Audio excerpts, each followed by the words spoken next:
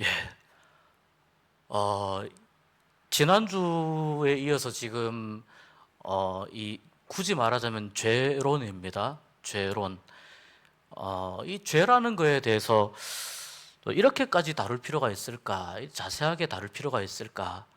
그런 생각을 좀 할 수 있는데 제가 성경을 이렇게 쭉 읽으면서 한 가지 중요하게 깨달은 게 있습니다. 이게 성경은 읽을 때마다 깨달음이 늘 새롭잖아요.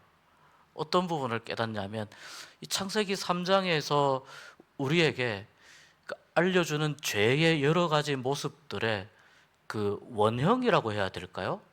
그러니까 우리가 창세기 3장을 잘 이해하면 이 세상 가운데에서 죄가 작동하는 원리를 우리가 잘 이해를 하게 됩니다. 그러니까 그러면은 우리가 세상 가운데에서 또 이런 부분은 하나님이 싫어하시는 것일 수 있겠다, 이런 부분들을 신앙으로 잘 판단을 할 수 있게 됩니다. 그래서 우리 그 바울 선생님이 그런 이야기를 하셨잖아요. 바울 사도가 악은 모양이라도 버리라, 이렇게 이야기하셨잖아요. 그러니까 우리가 어떻게 해서든지 이 죄를, 또 이 악이라고 하는 이 존재를 우리가 자꾸 멀리하면서 하나님과 가까워지는 삶이 되기 위해서 이런 부분들은 하나님이 경계하신 것이다. 처음엔 이제 이렇게 됩니다. 그냥 에덴 동산에 뭐 열매 그걸 따먹은 게 그렇게 하나님이 진노하시고 모든 인류의 막 이 원죄가 되고, 또 그러면서 여기에 죽음이 더해지고 심지어는 땅도 막 저주를 받아가지고, 이때부터 성경 보시면은 오늘 본문 밖에 18절에 이렇게 되거든요. 땅이 내게 가시덤불과 엉겅퀴를 낼 것이라. 그러니까 이게 이 창세기 3장에서 일어난 이 일이 단순하게 그냥 하나님이 먹지 말라고 한 이 열매를 그냥 따먹은 일, 이런 정도로 보기에는 너무 하나님의 그 이 뒤에 대한 결과가 너무 엄청난 거예요. 우리가 이거를 그냥 간단하게 보기는 어려운 부분이 있다는 거예요. 그래서 이 죄의 문제를 우리가 조금 더 공부를 하면서 하나님이 싫어하시고 또 하나님이 경계하시고, 그러면서 우리는 신앙으로 바로 설 수 있는 또 그러한 방법과 선택을 어떻게 할 것인가 하는 것을 이제 오늘 말씀을 통해서 좀 배우도록 하겠습니다. 지난주에 앞부분 3절까지 좀 이렇게 했습니다. 이 앞부분 내용을 잠깐 정리하고 가면, 하나님께서는 아담과 하와에게 명령하신 내용이 있습니다. 여러분, 여기서 이제 중요한 게 뭐냐면은 사소한 일이든 큰 일이든 하나님께서 말씀하신 건 똑같다는 거예요.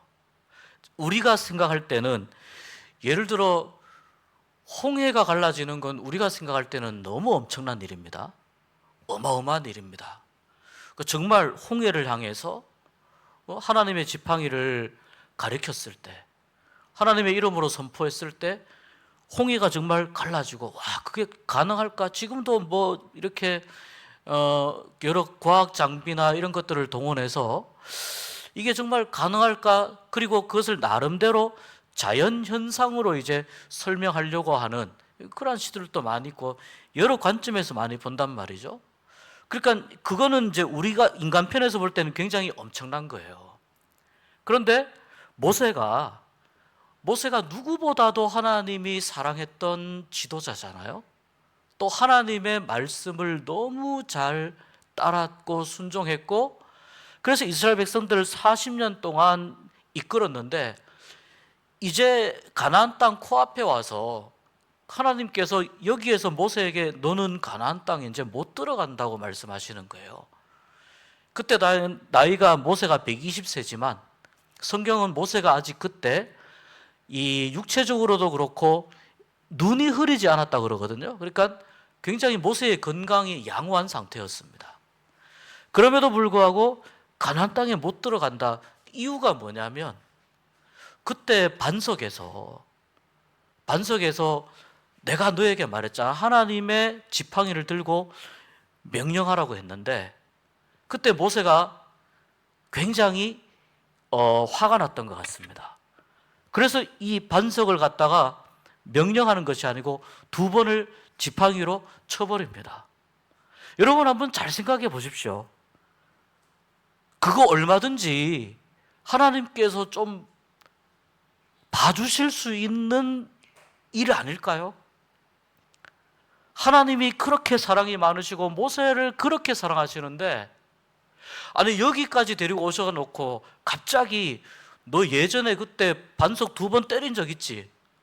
그때 그러면서 성경이 뭐라고 이야기하냐면 반석을 2번 쳐서 하나님의 영광을 나타내지 못했다라고 이야기해요. 그러니까 우리가 이런 부분을 보면서 이 일 때문에 성경은 모세가 가나안 땅에 들어가지 못했다. 모세는 요단강 이편에서 이제 생을 마감했다라고 성경이 이렇게 기록을 합니다. 모세가 하나님 앞에 죄를 지은 것입니까, 여러분? 어떻게 생각되십니까? 모세가 하나님 앞에 죄를 지은 것입니까? 그러면 반석을 2번 때렸을 때 물이 나오면 안 되거든요. 근데 물은 또 나왔어요. 물은 막 쏟아져 나와서 그 목마른 백성들이 물을 다 먹었어요. 여기서 우리가 우리의 관점에서 바라볼 때의 하나님의 말씀에 대한 무게감하고 하나님께서 바라보실 때에 인간이 받아들여야 하는 하나님의 말씀의 무게감이, 이 무게감에 대한 이해가 다를 수 있다는 걸 우리가 발견을 하게 됩니다. 저도 성경을 읽다가 보면 나도 모르게 뭐 이 정도는 그냥 봐주고 넘어가도 되는데, 근데 하나님이 안 봐주시는 게 있어요.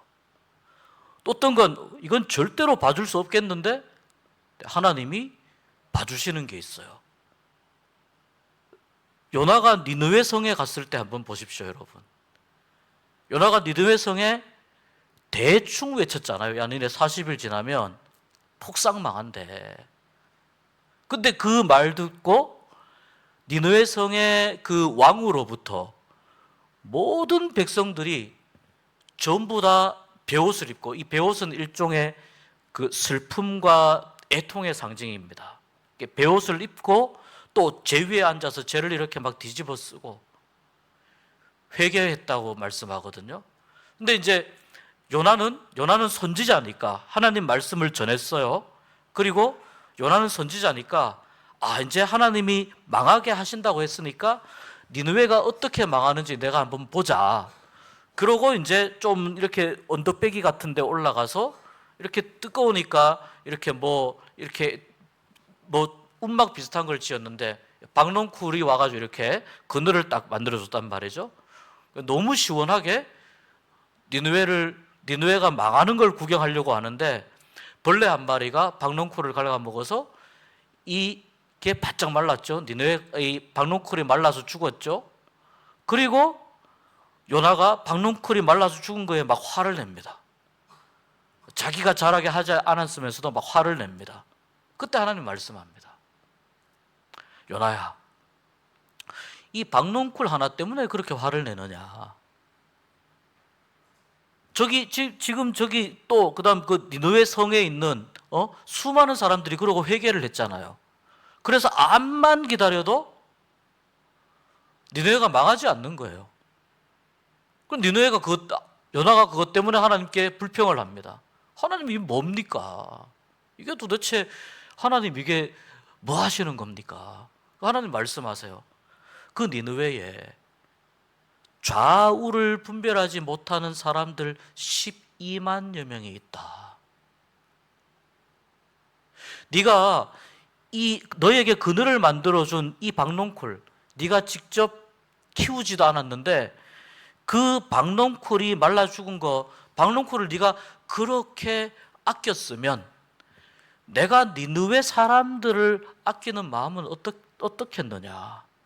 근데 이 니느웨가 어떤 도시냐면 당시에 아시리아라는 제국의 수도입니다. 그러니까 아주 니느웨는 쉽게 말해서 범죄의 도시였습니다. 하나님께서 볼 때는, 요나가 볼 때는 이건 그냥 니느웨를 소돔과 고모라처럼 심판하셔도 괜찮은 것 같은 거예요. 하나님이 그건 용서하시는데, 모세가 반석을 2번 친 거에 대해서는 절대 용서를 안 하시고 가나안 땅에는 절대 못 들어간다. 여기에 대해서 조금 더 영적으로 물론 좀 여러 가지 해석을 좀 할 수는 있습니다만, 핵심은 그렇게 해서 네가 하나님의 영광을 드러내지 못했다, 이렇게 말씀하시는 거예요.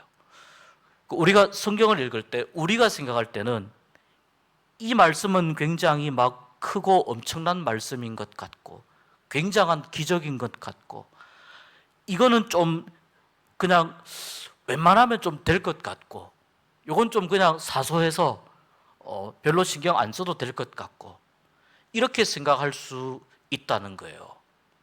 근데 하나님 앞에서는, 여러분, 하나님 앞에서는 암이나 감기나 똑같다는 거예요. 하나님 앞에서는. 하나님께서 한번 마음을 먹으시면 12만 명 아니라 120만 명이라 하더라도, 또는 딱 한 사람이라 하더라도 하나님께서 마음 먹으시면 얼마든지 심판하실 수 있고 얼마든지 용서하실 수 있는데, 성경에 기록된 말씀을 하나님의 말씀이라고 우리가 그렇게 고백하지 않습니까? 그렇게 고백한다면 이 성경에 기록된 말씀 중에 이거는 가볍고 이거는 무겁고, 이렇게 우리 나름대로 점수를 매기는 것을 하나님이 원하시지 않는다는 겁니다. 이것이 우리가 말씀을 대할 때 우리가 우리 자신에 대해서 관점을 좀 수정하고 바꾸어서 말씀을 대해야 할 부분이라고 생각을 합니다. 그러니까 그러면서 하나님이 그 동산 중앙에 있는 나무를 먹지 말라, 먹으면 너희가 2장 17절에 보면 반드시 죽는다고 했는데, 이것을 이제 하와가 이렇게 이야기했습니다. 먹지도 말고 만지지도 말라고 하나님이 말씀하셨다. 여기에서 이제 내용이 좀 달라집니다. 조금 달라집니다. 그리고 두 번째는 너희가 죽을까 하노라, 이렇게 말씀하셨다라는 거예요. 그러니까 정확한 내용, 사실에 대해서 하와가 다른 이야기를 하고 있는 거라고 볼 수 있는 거예요. 그래서 이 3절의 말씀은 뭐냐면은 지금 말이 바뀌고 있습니다. 하와의 입에서 나오는 말이 바뀌고 있고, 그러면서 하나님이 원래 하신 말씀의 의도가, 그 뜻이 지금 바뀌고 있습니다. 이 부분이 중요한 겁니다. 하나님이 하신, 말씀하신 뜻이나 의미를 마음대로 인위적으로 바꾸고 그렇게 할 수 없다는 겁니다. 하와가 지금 그렇게 하고 있다는 거예요. 이렇게 하고 있다는 걸 하나님이 지켜보고 계시겠죠. 지켜보고 계시겠죠. 뱀이 이제 조금씩 보십시오. 조금씩 단계가 지금 이제 조금씩 강해집니다. 뱀이 여자에게 뭐라고 이야기하냐면 너희가 결코 죽지 아니하리라. 뱀은 결코 생명에 대해서 이야기할 수 있는, 바꾸어 말하자면 사탄은 결코 생명에 대해서 이야기할 수 있는 자격이나 권한이 있는 존재가 아닙니다. 그래서 욥을 시험을 할 때 하나님께서 욥 주위의 모든 것은, 욥의 신앙을 테스트할 때, 시험을 할 때 욥 주위의 모든 것은 전부 다 사탄이 자기 마음대로 완전히 박살을 냈습니다. 심지어는 자녀들에 대해서도 그랬습니다. 그런데 욥의 생명만큼은 하나님께서 허락하지 않으셨어요. 이 말은 무슨 뜻이냐면, 하나님께서 허락하지 않으시면 어떠한 생명도, 어느 누구도 이 생명을 어떻게 할 수 없다는 걸 의미해요. 사탄이라고 하는 그러한 강력한 어떤 그 영적인 존재가 있다 하더라도 그렇게 하는 겁니다. 그래서 지금 이 뱀이 사탄으로 보는 게 괜찮을 것 같아요. 이 여자에게 뭐라고 하냐면 너희가 결코 죽지 아니하리라. 뱀에게 이런 말을 할 자격도 없고 이런 말을 할 위치에 있지도 않습니다. 근데 뱀이 어떻게 됩니까? 1절에는 분명히 하나님이 지으신 들짐승이라고 해서 뱀이 피조물의 위치에 있었거든요. 1절에는. 그런데 지금 4절이 되니까 어떻게 되느냐? 뱀이 피조물의 위치에서 슬그머니 하나님하고 비슷한 지금 위치에 자기 스스로를 올려버립니다. 니네 안 죽어. 안 죽을지도 몰라 이게 아니에요. 결코 죽지 않는다. 하나님 뭐라고 그랬어요? 반드시 죽는다 그랬죠. 그러니까 하나님 말씀에 대해서 정면으로 지금 뭐예요? 정면으로 지금 이 뱀이 하나님 말씀을 맞받아 치고 있는 거예요. 아무렇지도 않은 것 같은데 굉장히 뱀이 감히 할 수 없는 그런 지금 말을 하고 있는 것입니다. 그래서 계속 이어가면서 뭐라고 하느냐? 너희가 그것을 먹는 날에는 5절에 너희 눈이 밝아져서 하나님과 같이 되어 선악을 알 줄 하나님이 아심이니라. 너희가 먹는 날에는 너희 눈이 밝아져서 하나님과 같이 되어. 이것 또한 뭡니까? 뱀이 지금 이 하와의 마음을 지금 교묘하게 달콤한 말로 지금 진실과 없는 사실을 이야기하면서 하와의 마음을 지금 흔들고 있는 거죠. 자, 우리 그림 사진 하나 보겠습니다. 한번 보여주십시오. 자, 여러분, 요 그림은 사실 이제 언론, 미디어 이쪽을 공부하는 분들에게는 굉장히 유명한 그림이거든요. 요즘 이제 이 그림 아는 분들이 되게 많아요. 맨 앞에 저게 카메라예요. 저 기계가요. 바퀴 달려있는 기계가 카메라인데 그 카메라를 이제 만지는 사람이 있습니다. 자, 그런데 이 카메라가 지금 두 사람을 지금 렌즈로 잡고 있어요. 렌즈로 잡고 있는데 원래는 뭐냐면은 오른쪽에 있는 사람이 칼을 들고 왼쪽에 있는 사람을 위협하면서 쫓아가는 거예요. 그러니까 왼쪽에 있는 사람 맞죠? 예, 왼쪽에 있는 사람 지금 도망가는 거예요. 그런데 요거를 카메라로 보게 되면 어떻게 되느냐? 저 빨간 원에 있는 부분만 카메라가 딱 찍으면은 카메라 안을 한번 보십시오. 안을 보면은 마치 왼쪽에 있는 사람이 오른쪽에 있는 사람을 칼로 위협하는 것처럼 보입니다. 이제 굉장히 많이 알려진 그림입니다. 우리가 언론이나 이제 미디어나 이런 쪽에 굉장히 강조하는 게 뭐냐면은 사실 보도잖아요. 사실을 왜곡하지 말고 사실을 그대로 보도해 주십시오라는 것이고, 또 한 가지는 객관성을 가지고 보도해 주십시오라는 거거든요. 그런데 시청자들은 저 두 사람의 전체 모습을 다 볼 수가 없어요. 시청자들은 무엇을 보느냐?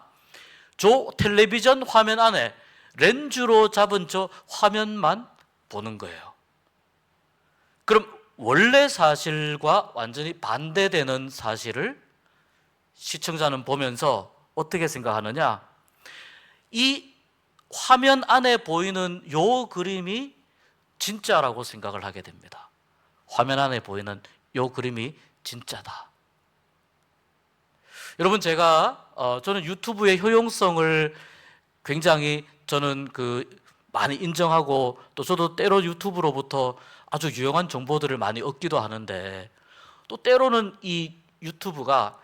요즘 유튜브가 굉장히 활발하잖아요. 많은 사람들이 이런 이제 방송 이렇게 많이 하는데, 그런데 때로는 이 유튜브뿐만 아니라 어떤 카메라이든지 사실을 다르게 이건 비트는 거죠. 또 바꾸는 거죠. 그렇게 해서 사람들에게 알리고 이야기할 수 있다는 겁니다. 이걸 이제 보통 프레임 싸움이라고 이야기하는데요. 그 프레임 만든다 그런 이야기를 많이 하잖아요. 이게 이제 그 이야기입니다. 그러니까 우리가 오늘날 이제 지금 너무 많은 방송, 미디어, 영화, 그리고 요즘에는 또 지금 AI가 화면에 완전히 진짜처럼 막 이렇게 만들어 가지고 그런 게 지금 막 엄청나게 많이 나오고 있잖아요. 그럼 그걸 딱 보면서 어떤 사람들은 그게 진짜라고 그냥 믿어버리는 경우도 있다는 거예요. AI가 하나의 허구의 어떤 사실을 이렇게 예를 들면은 울산 간절곶에 UFO가 착륙한 걸 그림으로 한번 멋지게 만들어 봐. 그럼 AI가 그걸 딱 만들어서 보여줍니다. 그래서 밑에 신문 기사 비슷하게 딱 쓰는 겁니다. 언제 울산 간절곶 미확인 비행 물체 출현 30분간 머물다 갑자기 사라져 뭐 이런 식으로 사람들이 사진 찍고 막 이런 것도 그럴듯하게 이렇게 만들어 가지고 보여줄 수 있는 그런 게 돼 있는 겁니다. 여러분, 제가 이 그림을 왜 보여드리냐면 지금 뱀이 하고 있는 작업이 하나님과 하나님의 말씀을 똑바로 바라보는 관점을 비틀어 버리는 겁니다. 그 성경책 봅니다, 여러분. 성경책 안 보는 게 아닙니다. 성경책 봅니다. 하나님 말씀 듣습니다. 때로는 기독교 방송이라든지 이런 것들도 많이 때로는 볼 수 있고 여러 다양한 그런 매체들을 접할 수 있는데, 그런데 약간만 비틀어 버리면 나도 모르게 하나님의 말씀을 바로 볼 수 있는 관점을 잃어버리게 될 가능성이 높다는 거예요. 이 창세기 3장이 우리에게 주는 가장 강력한 교훈 중에 하나는 바로 이 부분이에요. 어떻게 하면 하나님의 말씀을 바로 볼 수 있을까? 어떻게 하면 하나님의 말씀을 잃어버리지 않고 또 하나님을 우리가 또 오해하거나 잘못 그렇게 생각하지 아니하고 하나님을 바로 볼 수 있을까? 이게 이 창세기 3장이 우리에게 주는 가장 강력한 교훈 중에 하나입니다. 뱀이 계속해서 하와를 집요하게 공격하는 부분이 뭐냐면 계속 하와가 하나님으로부터 들었던 그 말을 의심하게 만들고 그 다음에 나중에는 어떻게 됩니까? 정말 그럴까? 이런 생각을 하게 만들어요. 그리고 지금 그 말을 듣고 5절까지 진짜 하나님이 그럼 우리가 하나님하고 같아지는 거를 싫어한단 말이야? 하나님이 그렇게 우리를 질투하는 거야? 우리가 그렇게 좀 잘 되는 게 그렇게 싫어? 하나님이 그렇게 나빠하시는 거야? 그렇게 하나님이 우리에게 그런 어떤 정말 이런 좋은 혜택을 안 주고 자기 혼자만 그걸 가지고 누리려고 하시는 거야? 이런 막 여러 가지 생각들을 막 가지게 되는 거예요. 그런 마음으로 이미 5절까지 딱 되면서 이 하와의 관점이 많이 지금 바뀌었습니다. 많이 흔들리고 있습니다. 그런 상황에서 이 나무를 다시 봅니다. 여러분, 에덴 동산에서 이 아담과 하와가 얼마 동안 살았는지 모르지만 지나가면서 그 선악과 나무 한두 번 봤겠습니까? 지나가면서 수도 없이 봤겠죠. 그런데 이 이야기를 듣고 그 선악과를 보니까 그날따라 너무너무 맛있어 보이는 거예요. 그날따라 너무 맛있어 보이고, 와, 이렇게 이 과일이 이렇게 예쁘고 맛있어 보이는 과일이었어? 그러면서 자기도 모르게 이 열매를 그냥 따는 거예요. 자기도 모르게. 그리고 먹고 남편 아담에게도 주는 거예요. 여기서 참 저는 계속 이제 이어가면서 같이 나오지만, 자, 그리고 그렇게 되자 뱀이 이야기한 부분이 일부분은 맞는 것 같아요. 뭐냐면 눈이 밝아져. 그러자 그들의 눈이 밝아져 무엇을 보게 됩니까? 이건 선이고 이건 악하고 그걸 보는 게 아니라 자기들이 벗었다는 걸 알게 돼요. 뭘 의미하는 거예요? 수치를 깨닫게 되었다는 걸 의미하는 거예요. 그 이전에는요, 에덴 동산에서 빨개벗고 다녀도 아무 상관도 없었어요. 왜냐하면 이러한 어떤 의심이라든지 잘못된 관점이라든지 하나님에 대한 말씀에 대한 어떤 불신이라든지 아니면 하나님에 대한 어떤 서운함이라든지 이런 게 전혀 없는, 그냥 완전히 에덴 동산 그 자체가 너무나 깨끗한, 하나님 보시기에 너무나 좋은 세상이었기 때문에 아담과 하와가 수치를 느낄 수 있는 그 여지가 전혀 없었습니다. 그런데 결정적인 게 뭐냐면 이 선악과를 따먹는 순간이 뭐가 되냐면 결정적인 부분인데, 앞에 결국은 말하자면 일종의 빌드업이 되는 거예요. 뱀으로부터 빌드업이 되는데 결정적으로 그 열매를 따먹은 게 뭐냐면 하나님의 말씀을 결정적으로 어긴 게 되는 거예요. 그래서 열매를 먹었다, 이 부분이 중요한 것보다는 하나님의 말씀에 순종하지 않고 그 말씀을 어겼다. 하나님과 인간 사이의 최초의 언약이자 약속이자 명령이 선악과를 먹지 말라는 거였거든요. 가장 처음 하나님이 하신 명령이, 가장 처음 하신 명령이 이렇게 너무나 허무하게 무너지는 거예요. 그 순간 하나님이 만들어 놓으신 그 에덴 동산이라고 하는 너무나 아름다운 이 세상에 말하자면 금이 가기 시작합니다. 유리에 금이 가듯이 거울을 톡 치면은 막 깨져서 이렇게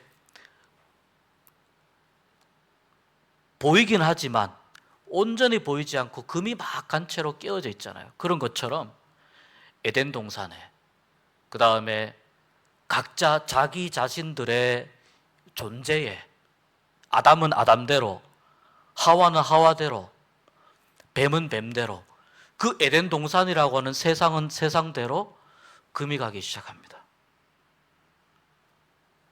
그리고 악이 걷잡을 수 없이 그 금이 간 틈을 타고 들어오기 시작합니다. 제가 이렇게 상징적으로 설명드릴 수밖에 없을 것 같아요. 악이 그 틈을 타고 걷잡을 수 없이 밀려 들어오기 시작합니다. 이들이 제일 처음 한 게 뭡니까? 자기들이 수치를 알게 되잖아요. 그래서 부끄러운 부분을 가리게 됩니다.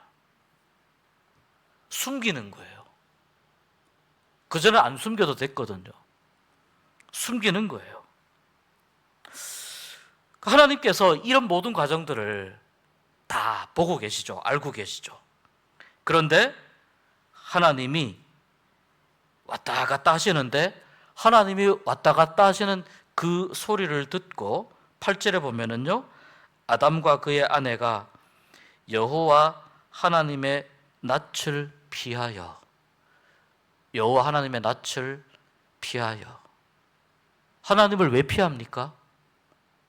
하나님이 그렇게 사랑했던 사람들인데 하나님을 왜 피합니까? 피할 수밖에 없는 거예요. 이게 죄의 본성이라는 거예요. 피해서 숨게 됩니다. 그래서 여러분, 죄는 그 다음 어떤 단계로 나아가게 되냐면 내가 숨든지 무언가를 숨기든지 해야 됩니다.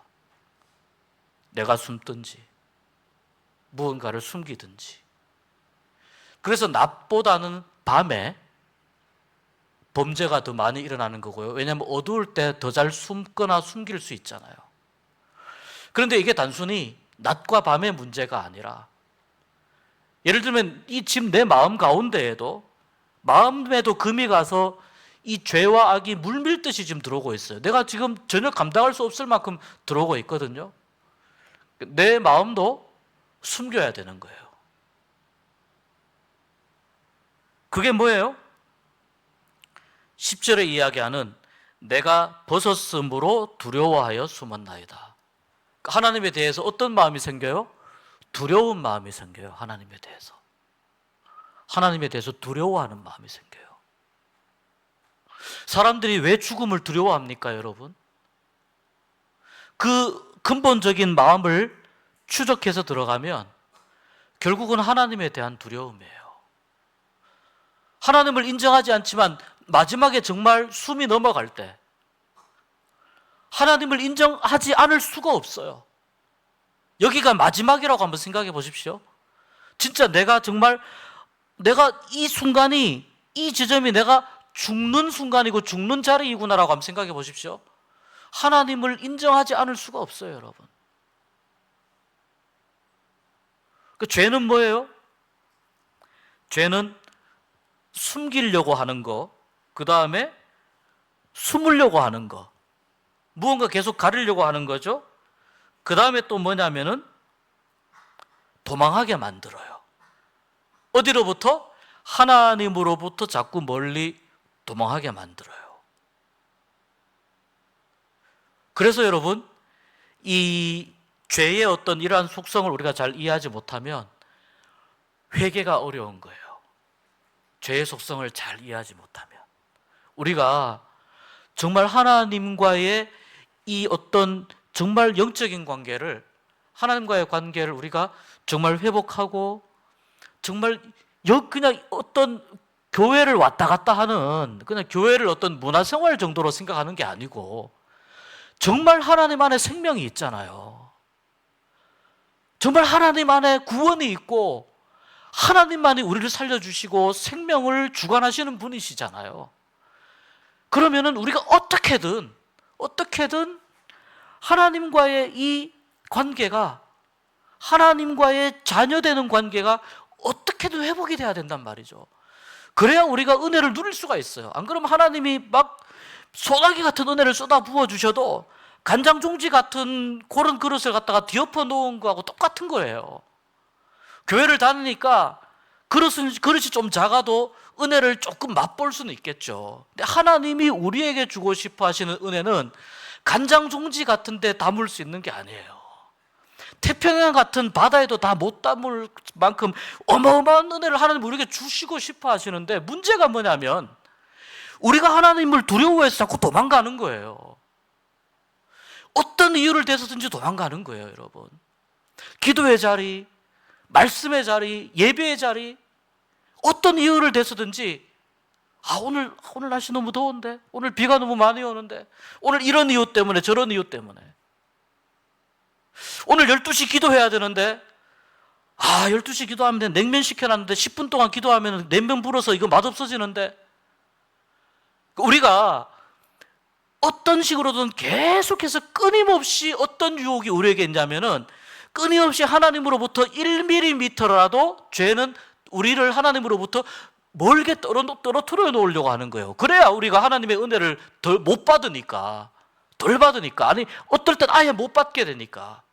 그러면 그냥 이 교회에서 예배드리고 하는 거는 그냥 하나의 문화생활, 이마트 문화센터에 있는 것처럼, 그렇게 그냥 문화생활처럼 여러분 왔다 갔다 하게 되는 거예요.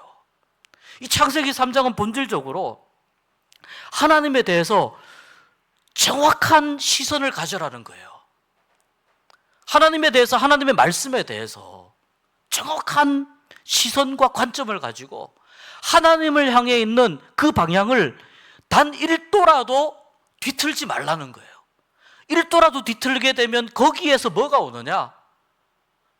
거기에서 여러 가지 유혹이 오게 되고, 그 틈을 타고 조금씩 사탄의 빌드업이 시작이 되고, 나도 모르는 사이에 하나님과의 관계가 완전히 파괴되는, 그래서 끊임없이 하나님으로부터 도망 다녀야 되는 그러한 비참한 인생이 시작됩니다. 여기 아담에게 물었어요. 아담이 뭐라고 이야기합니까? 하와 핑계를 댑니다. 남자들의 수치입니다. 하와 핑계를 댑니다. 하와는 또 뭐라고 합니까? 뱀 핑계를 댑니다. 이게 핑계를 댄다는 건 무슨 뜻이에요? 내가 책임지지 않겠다는 거예요. 나 책임 안 질 거예요. 잘못 없어요. 정말 잘못 없습니까? 잘 생각해 보십시오. 말씀을 잘 묵상해 보십시오. 잘못이 없습니까? 그런데 그렇게 핑계를 대면서 그 다음에 어떤 단계가 오느냐? 하나님과의 관계는 이미 깨졌어요. 사랑하는 사람들 사이의 관계도 깨지게 되는 거예요.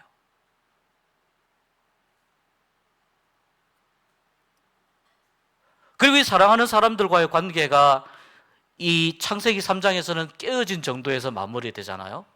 4장으로 넘어가면 서로 가장 아끼고 사랑해야 될 형제 사이에서 어떤 일이 일어나느냐면 목숨을 빼앗는 일이 일어납니다. 사랑하는 사람 사이의 관계가 완전히 박살나면서 가인이 아벨의 목숨을 빼앗는, 죄가 어떻게 됩니까? 죄가 점점 더 세포 분열하듯이 점점 커져가지고 결국은 걷잡을 수 없는 엄청난 그러한 어떤 죄와 비극이 인간들의 삶 사이에 쓰나미처럼 몰려오기 시작하는 겁니다. 그래서 여러분, 우리가 창세기 3장을 우리가 읽으면서 창세기 3장에서 우리에게 정말 말씀하고자 하는 가장 중요한 건 뭐냐면 하나님 말씀에 대해서 우리가 판단하거나 우리가 또는 그 의미를 엉뚱한 것으로 그 의미를 왜곡시키거나 뒤틀거나 하지 말고 하나님의 말씀을 그대로 받는 그런 믿음의 훈련이 우리에게 필요하다는 거고, 그리고 이러한 어떤 상황들이 우리 주변에서 끊임없이 일어납니다. 영적인 일이라고 해서 꼭 이렇게 막 무슨 뭐 이상한 게 나타나가지고 막 이렇게 웃으면서 하는 게 아니고요. 영적인 일은 늘 우리의 일상 가운데에 있습니다. 우리의 일상 가운데에서 우리로 하여금 이렇게 생각하시면 돼요. 나로 하여금 하나님으로부터 멀어지게 하는 그러한 일들이나 상황들이나 요소가 무엇인지 이 질문을 해보시면은 거의 정확한 답을 얻을 수가 있어요. 하나님으로부터 어떤 것이 멀어지게 하는가? 때로는 나의 가장 사랑하는 사람이 하나님으로부터 멀어지게 할 수 있어요. 때로는 우리 함께 일하는 사람이 하나님부터 멀어지게 할 수 있어요. 때로는 어떤 상황이, 때로는 어떤 금전적인 문제가, 때로는 사업적인 문제가, 때로는 날씨가, 때로는 냉면이, 하나님으로부터 아주 사소한 것에서부터 큰 것까지 하나님으로부터 우리를 멀어지게 할 수 있어요. 그 질문을 해보셔야 됩니다. 나는 지금 하나님께 가까이 가고 있는가? 아니면 나는 하나님으로부터 점점 멀어지고 있는가? 이 질문을 하면서 이 창세기 3장을 우리가 보면서 이렇게 시작된 이 죄의 문제가, 이 악의 문제가 걷잡을 수 없이 커지기 시작합니다. 그리고 사람의 힘으로는, 원래 그랬지만 사람의 힘으로는 해결할 수 없는 상태까지 이르게 됩니다. 해결할 수 없죠. 왜냐하면 내 스스로 나를 파괴시켰는데 어떻게 내가 나를 회복시킬 수가 있어요? 해결할 수가 없죠. 그래서 하나님께서 해결해 주시는 특별한 은혜가 필요한 겁니다. 하나님께서 해결해 주셔야 되는. 그 부분에 대해서 다음 주에 같이 좀 공부하도록 하겠습니다. 오늘 말씀 정리하면서 우리 함께 좀 기도했으면 좋겠습니다. 하나님, 내가 하나님의 말씀에 또 내가 하나님의 뜻을 정말 그대로 받도록 나의 믿음을 붙잡아 주시고 나의 신앙을 붙잡아 주시고 또 하나님의 말씀을 뒤틀거나 또는 왜곡하거나 그렇지 않도록 도와주십시오. 하나님, 이 세상 가운데에서 내가 하나님으로부터 멀어지는 삶이 아니라 하나님께로 더 가까워지는, 하나님께 점점 더 가까워지는 그러한 삶을 살 수 있도록 인도하시고 붙잡아 주시옵소서. 영적으로 민감한 사람 되게 하시고 또 우리의 이 영적인 볼 수 있는 눈을 열어주셔서 잘 분별하는 우리가 되게 하여 주시옵소서. 한 1, 2분 기도하고 마치도록 하겠습니다.